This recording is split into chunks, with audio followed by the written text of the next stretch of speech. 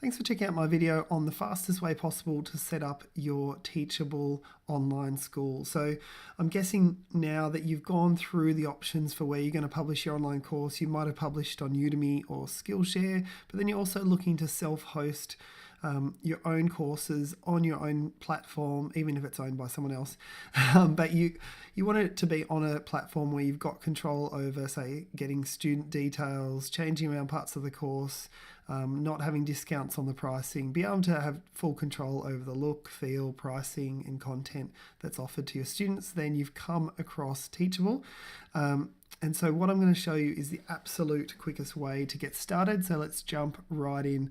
The first thing we're going to have a look at is this first part of the navigation bar over here, which at the moment has dashboard, users, site, sales, emails, courses, right down the bottom here, help, settings, and also has my online instructor page as well.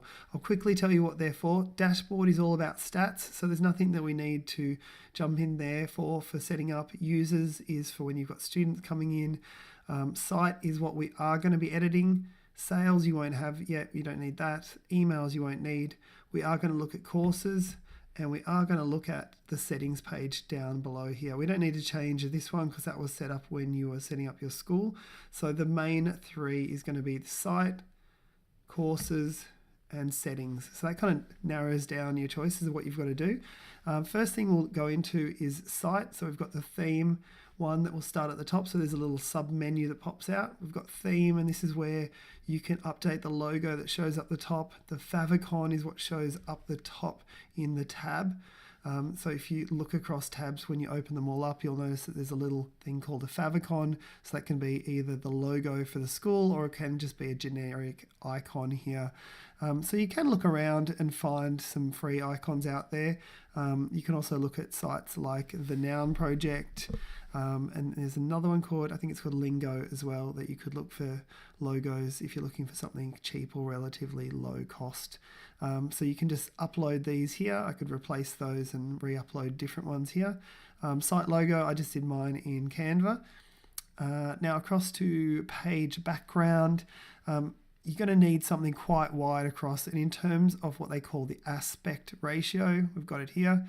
They're looking for it to be 1440 times 780. So you could do that either in Photoshop, Illustrator, or you could use Canva, the free option or the paid option. It's up to you.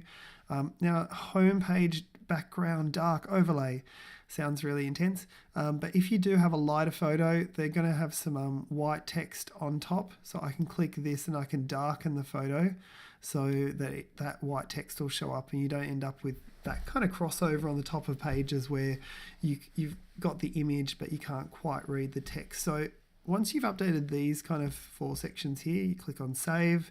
Coming down now to the font families, I would probably recommend, I'm going to jump on in there, I'd probably recommend Proxima Nova, maybe Lato, or Source Sans Pro for the font that's, or typeface that's used on the site. You might find other ones that you like, but some of them are probably a little condensed. Some of them, like in terms of looking really clear on the site, like say Merriweather, it might not look as clear on the site as some of these more. But feel free to click on here, click save, and then you can jump up to the top and preview your site at any time and see what those changes look like. So in terms of previewing, I would just open that up in another tab.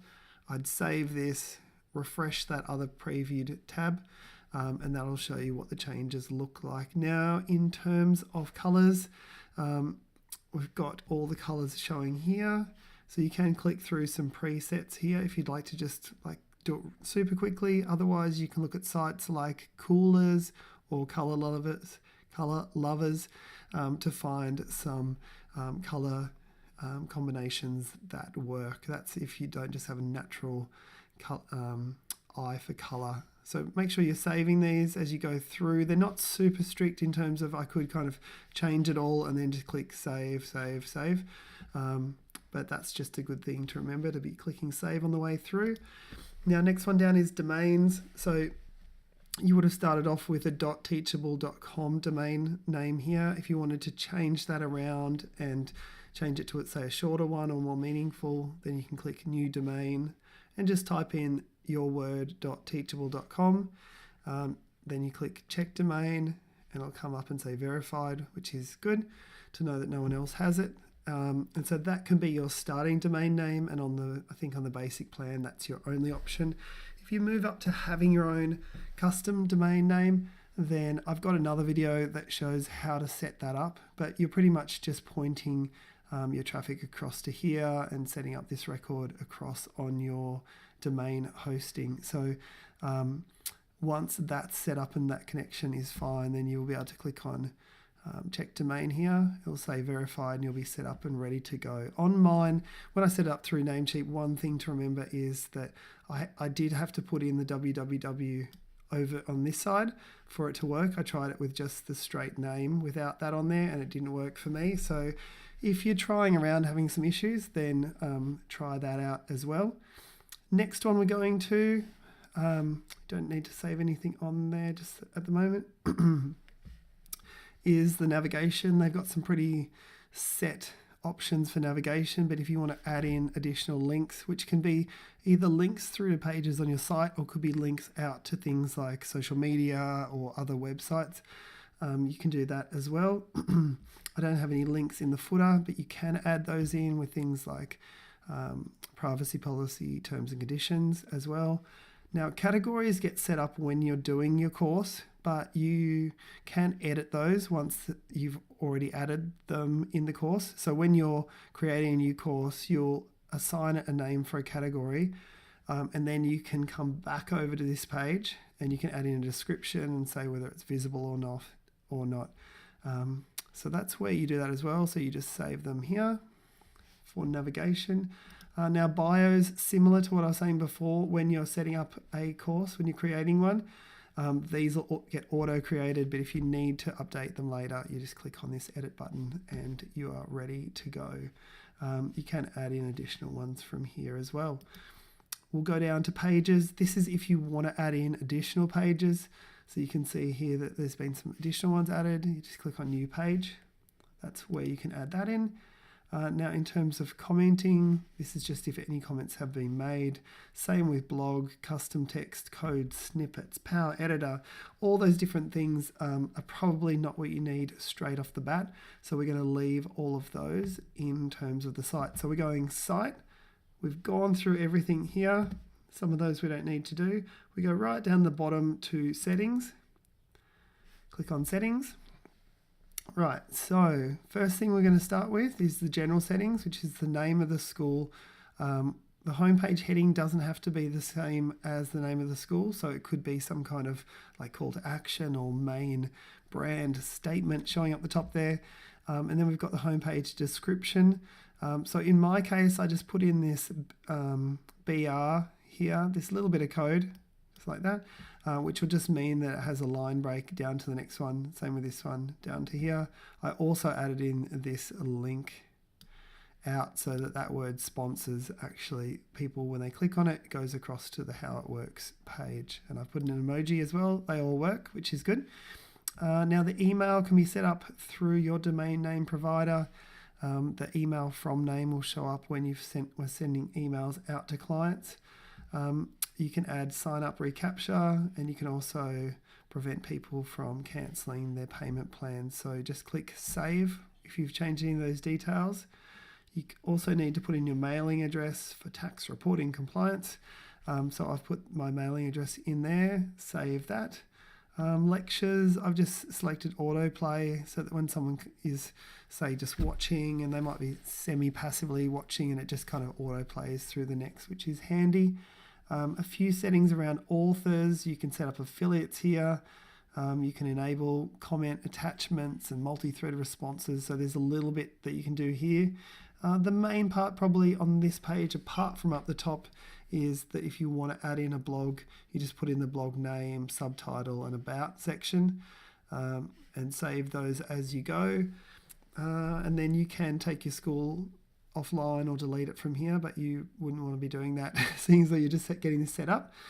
So that's the general tab that you're looking at. The next one we're going to look at is payouts. So I've just put in a sample PayPal address at the moment, but if you go on to higher price plans, then you can set up your own Stripe account. And I definitely recommend that you check out the Stripe option if you're on the higher plans as well. Not much else to do on the payouts, just add in your address, click save, and you are ready to go. In terms of taxes, I've just clicked to show VAT inclusive prices, which is related to the European tax for anyone who's purchasing over there. Not much to do on that one as well. Notifications, you can update what notifications you get sent. So you can get sent an email every time a new student joins the school. You can get really excited, but then after a while you get annoyed because there's too many students joining and too many emails. So you might want to turn that off later. But this is where you control the messaging going on your site. Now, plan. You can see that my current plan is the basic one. If you want to move up to the professional, that's 1,000 per year, or high volume, 3,000 per year. I won't go into all the details because this could change here. I'd probably look around for things like coupons if you wanted to sign up to any of the plans. And the main thing's probably around the fees on it, and as well enabling like custom domain and coupons and all that side of it. And then you can see the next step up, it's got a few extra things in there that can be really important to some online schools. So check those out. They've got monthly and annual billing there. This has just got billing details for credit card. We've got integrations, which is probably the final part of this settings section that we're going to be looking at. Now, I'd say probably most popular is the Google Analytics that you can turn on and add in just your shorter analytics ID. And the other one might be MailChimp, so you can click that and add in your MailChimp API key and list ID, which is in the settings of your MailChimp account. So make sure you're saving those if you're doing edits on there as well. So we are flying through this. We have looked at the site settings, we've looked at the regular settings. Now let's jump on over into courses. Let's have a look at one of my courses and see what the setup is. So we've got this one, it's just a free course on comparing project management software systems. And you can preview the pages. That's the first thing you'll notice up the top here. We come down and we've got the header name of the course. We've got the bio for the actual instructor on the course. So I can add a new bio in there and switch out who the actual person delivering that is. So that's the course instructor. Then we have subtitle, which is shown just below. So you'll be able to preview that if you come up the top here, click on either of these ones. I mean, actually this will all just be sales page at the moment, but click on that one. I'll show you while I'm here, might as well. And you can see here, compare project management, find the best. You can see here, compare, and then find the best. And then the next bit of wording goes down below here as well. There's the next bit of wording. That's that category that I add in, and I can go edit that a little bit later on if I want to add more detail or change the wording around. You can change around the URL structure, so that's what the link looks like. So I might want to take out all these hyphens, or I might want to add something else on. I can also change the page title and meta description. That's mainly for what shows up in Google. So I click on save. Next, coming down, we have our lovely thumbnail images and featured background. Main thing to know in this case is that we can't make this darker through the software in this section. So you might have to put that into Photoshop or Illustrator or to Canva and then darken that yourself. So I know in using Canva that you can just get filters. They've got filters on there and you just adjust the brightness down until it's quite readable. In this one, I'd even say with this one, I should have gone a little bit darker so that these kind of white words show up a little bit nicer. Then we've got, you can add in your promo video. You can leave quite a few of these defaults like the thank you page down below here, but just make sure you're saving as you go. Next thing we're going to have a look at is curriculum. Adding curriculum's really simple. You can add in new sections. So that might be, I might have a part 1, 2, 3, 4, 5. And if I want to add in a new lecture, I just click on new lecture and I'll show you what that looks like. You can see that I can add a file by clicking and dragging. I can add text, I I can add a quiz, I can add some code. They're the options that you've got there, and I can also turn on and off the commenting as well. So I'll back out of there, but you can see how simple it is to be able to quickly add in text, quickly add in files, and get all of the lectures added in as well. And I might even, let me click on here, and I'm going to just delete that one that I just did. Next one down is pricing. So here you can create a pricing plan. So the interesting thing about Teachable is that they offer so many different payments and pricing plans. So at the moment I've got this free one. You can have a monthly or annual subscription, a one-time purchase, or a payment plan. So we'll have a look a little bit later on. There is technically another type of pricing, which is the bundled content. And so that could be used either for courses that are similar, or if you wanted to offer all the courses in your whole school for one set price once off or ongoing. So you can see how, like if you were talking about Udemy as an online course platform, they've got these one-time purchases to get their courses. But if you were talking about Skillshare, you pay a fee per month to access all the courses. So you could do a little bit of a hybrid. So say with this course, I wanted to offer this for $19, but then I wanted to have it that you could access all the courses on my site for $9.95 per month, say. What I would do is I could set this up as a one-time purchase. So I've got that as the $19. But then what I'd do is I could create another course, which is actually just for bundling the contents of all. And in terms of bundling contents, that's just adding in all the other courses on my site. And then I say that I want it as a subscription for $9.95 per month. And it works out, it looks really nice because it comes up saying the value of all the courses that you're subscribing and getting access to. And so people often see that and it might be like $300 worth of courses for $9.95 per month. And someone's like, great, I'll do that. So there are your options there. You can kind of click in and add those settings. That's going to be an important one to do. You can also drip out your content, but we're not going to be looking at that at the moment because that's a little bit more advanced setting here. Comments can be turned on or off.